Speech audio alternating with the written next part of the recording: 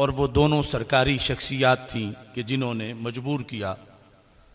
ये जो लोग कमेटी के अराकीन हैं उन्हें भी इस बात का पता है कि किस तरह इतना बड़ा घपला करके लोगों की इबादत को ख़राब किया गया।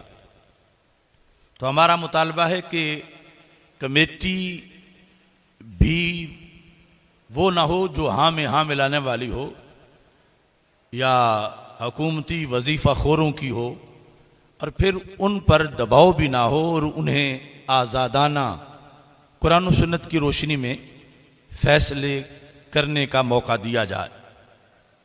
तीसरे नंबर पर महकमा मौसमियात, फल्कियात, साइंस, टेक्नोलॉजी, इल्म नजूम और हैत को सानवी हैसियत में महज एक जुज़वी मुआविन के तौर पर रखा जाए, मगर रोयत हिलाल का फैसला कुरान व सुन्नत और फ़िक़ही उसूलों की रोशनी में किया जाए। नंबर 4, हर ज़िली सदर मकाम पर चांद देखने की तारीख को कोई हेलीकॉप्टर या छोटा तैयारा अलर्ट रखा जाए।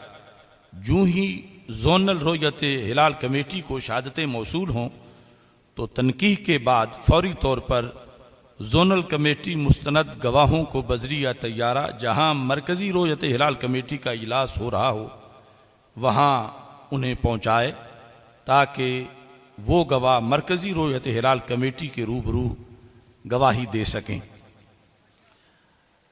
नंबर 5, अगर रोयत हिलाल के मसले पर सरकारी कमेटी शरी तकाज़े पूरे ना कर रही हो और ऐसी सूरत के अंदर इबादत के तहफ़्फ़ुज़ के लिए जब कुरान और सुन्नत की रोशनी में वक्त के उलमा, मुफ्तियान किराम उस कमेटी से हट कर अपना जब फैसला करें तो हुकूमत उन पर हर तरह के तशद्दुद और गिरफ्तारियों से बाज रहे, क्योंकि अल्लाह की इबादत का मसला है। हुकूमत अपनी अना का मसला बना लेती है और फिर जो लोग शरई तरीके पे चल रहे होते हैं उनको तंग करना शुरू कर देती है।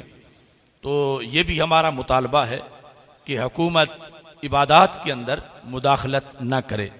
6 नंबर पर एक नामनहाद शख्स अब्दुर्रहमान सल्फी नामी शैतान, उसने आइम्मा अहले बैत अतहार रदियल्लाहु ताला अन्हुम की मुबय्यना तौहीन की है। हमारा ये मुतालबा है कि उसे फौरी तौर पर गिरफ्तार करके कैफरे किरदार तक पहुंचाया जाए। मैं इस बारे में तफसीली गुफ्तगू इंशाअल्लाह मकाला के आखिर में करूंगा। 7वें नंबर पर मुहाफ़िज़े नामूस अहले बैत, पासबान नामूस सहाबा रदियल्लाहु ताला अन्हुम हज़रत मौलाना सैयद मोहम्मद तारिक शाह साहिब ऑफ मुजफ्फरगढ़, जो 3 माह से कैद तन्हाई में हैं और उन पे तरह तरह के मजालिम ढाए जा रहे हैं, हमारा ये मुतालबा है कि उन्हें फौरी तौर पर रिहा किया जाए। 8वें नंबर पर हुकूमत सिंध की वजारत तालीम की तरफ से मिर्ज़ा कादियानी मलऊन का नाम मुफस्सिर कुरान की हैसियत से माज़अल्लाह शाया किया गया है। आज का ये इज्तिमा इसे ख़त्म नबूवत पर एक बहुत बड़ा हमला तस्वुर करता है। लिहाजा हमारा ये मुतालबा है कि उसे फौरी तौर पर डिलीट किया जाए और जो जिम्मेदारान हैं जिन्होंने ये हरकत की है उन्हें करार वाक़ई सजा दी जाए। 8वें नंबर पर, बल्कि मजमूई तौर पर इस इलामिया के 9 नंबर पर अमरीकी जंग में हिस्सादार ना बनने का हुकूमती फैसला दानिशमंदाना फैसला है। आपको याद होगा कि चंद हफ्ते पहले जामिया जलालिया रिजविया मज़हरुल इस्लाम में दारोगा वाला के अंदर जो हमने एलामिया पेश किया था, तो हमने हुकूमत से मुतालबा किया था, क्योंकि अड्डे देने की बात की जा रही थी। हमने मुतालबा किया था कि हरगिज़ पाकिस्तान की सरजमीन अफ़गानिस्तान के ख़िलाफ़ इस्तेमाल करने की अमेरिका को इजाज़त ना दी जाए। और चंद दिन पहले ये ऐलान किया गया जिसमें अमेरिका को अड्डे देने से इनकार किया गया। ये इनकार बहुत ज़्यादा इस्तिकामत का तलबगार है। तो हम अल्लाह से दुआ करते हैं कि ये इनकार ही रहे और ये यू टर्न लेने वाले लोगों को जो यू टर्न लेने की आदत है कम अज़ कम इस मसले के अंदर तो डट जाएं और हरगिज़ अमेरिका को अड्डे ना दिए जाएं। ये मुख्तसर एलामिया है और चंद ज़रूरी ऐलानात मैं गुफ्तगू के इख्तिताम पर इंशाअल्लाह करूँगा। आज का मकाला कुरान मजीद बुरहान रशीद के नुक्ता नज़र से बड़ा अहम मकाला है। रब्बे ज़ुल जलाल ने कुरान मजीद में कुछ सवाल करने वालों का जवाब देने का हमारे आका सल्लल्लाहु अलैहि वसल्लम को हुक्म दिया कि महबूब वो आपसे सवाल करते हैं, आप उनको ये जवाब दें। और कुछ सवालात वो हैं कि जिनके बारे में रब्बे ज़ुल जलाल ने फरमाया कि ऐसे सवाल मत करो। तो आज का सेमिनार उस तारीखी सवाल के जवाब में जो रसूल अकरम नूर मुजस्सम शफी मुअज़्ज़म सल्लल्लाहु अलैहि वसल्लम से कुछ लोगों ने सवालात किए थे और कुरान मजीद में जवाबात दिए गए और आगे हदीस शरीफ में उसकी वजाहत की गई।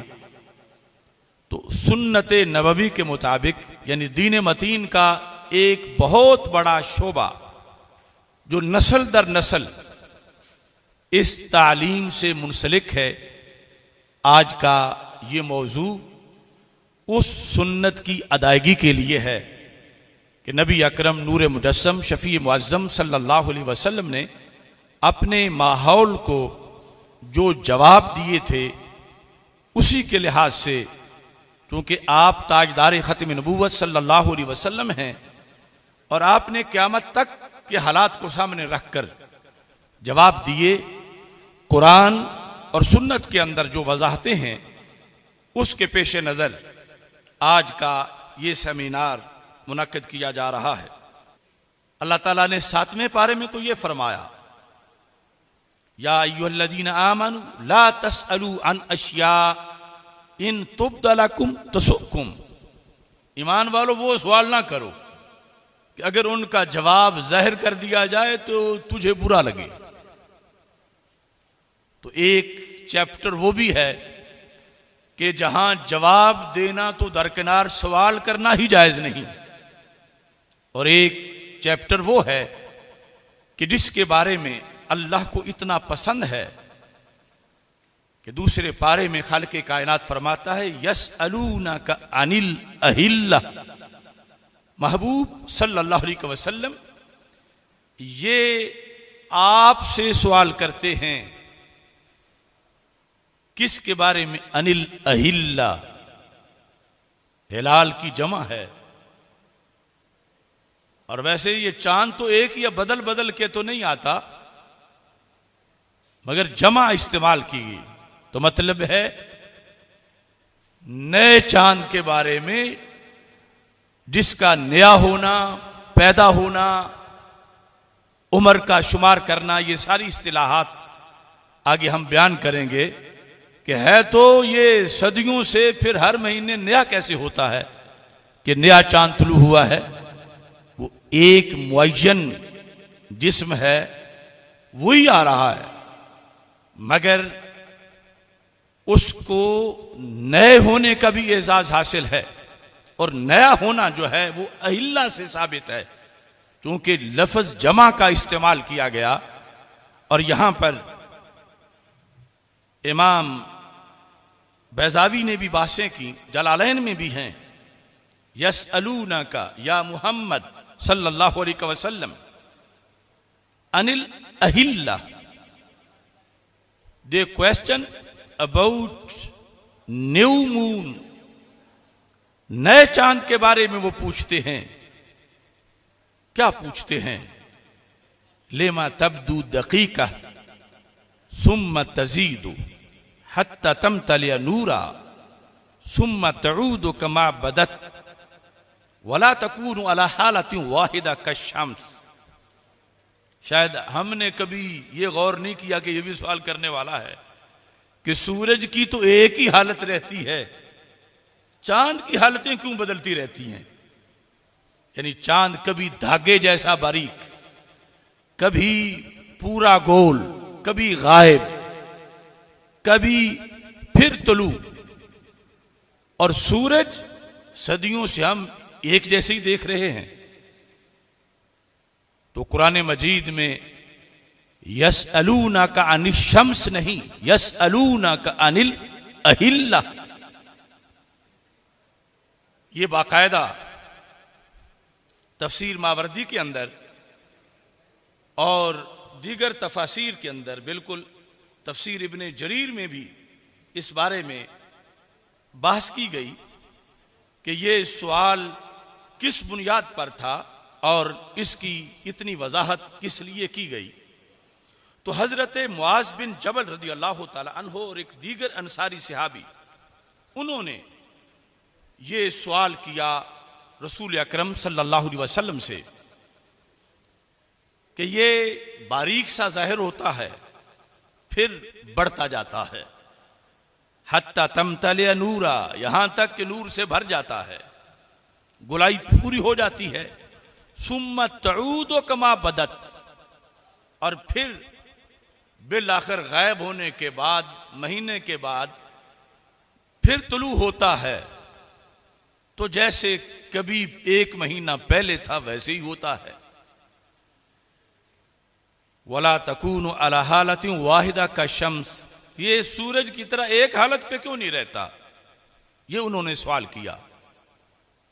रसूल अकरम नूर मुजस्सम शफी मुअज्जम सल्लल्लाहु अलैहि वसल्लम से जवाब दिया इसका, कुल, मेरे महबूब सल्लल्लाहु अलैहि वसल्लम इन्हें फरमा दो, हिया मवाक़ीतु लिन्नासि वल हज, कि ये जो चांद का बदलना है, गायब होना है और जाहिर होना है, इसकी वजूहात बहुत सी हैं। ये वक्त हैं लोगों के लिए, वक्त के मेयार हैं। यानी किस तरह जलालैन में है, यालमूना बिहा औकात ज़ुरइहिम, कि लोगों को इसकी वजह से अपनी ज़रात के वक्तों का पता चलता है, लोगों को इसकी वजह से अपनी तिजारत के वक्तों का पता चलता है, और लोगों को इसकी वजह से अपनी इबादत के वक्तों का पता चलता है। और साथ इसी की बुनियाद पर इद्दत निसाइहिम, अपनी औरतों की इद्दत का पता चलता है कि जो महीनों की बुनियाद पे इद्दत है, उसके लिहाज से ये जो कमरी महीना है, क्योंकि इसका एतबार होता है, तो अगर मुसलसल ये एक तरह ही रहे तो फिर वो नताइज और फवायद नहीं मिल सकते लोगों को जो रब्बे जुल जलाल की हजारों हिकमतें हैं। तो इस बुनियाद पर खुसूसी तौर पर फिर हज की अदायगी के लिहाज से तज़किरा किया गया कि इसकी वजह से पता चलता है कि हज का मौसम कब शुरू हो रहा है, किस दिन वकूफ़ अरफा है, किस दिन यौमुन नहर है, जैसे रमज़ान का आगाज़ कब हो रहा है, इख्तिताम कब हो रहा है। तो ये सारी चीज़ें हिलाल के तुलू के साथ वाबस्ता हैं। एक रोज़ा भी अगर बंदे का ज़ाया हो जाए तो सारी जिंदगी उसका बदल पूरा नहीं कर सकता। और ये तो घर बैठे रखना था, और अगर जुल्हज के चांद के अंदर सुस्ती की जाए तुलू के लिहाज से, तो मिसाल के तौर पर जिस दिन 29 ज़िकाद पे तुलू नहीं हुआ था, कोई कह दे हो गया है, तो फिर बिलखुसूस सऊदी अरब का जो निज़ाम है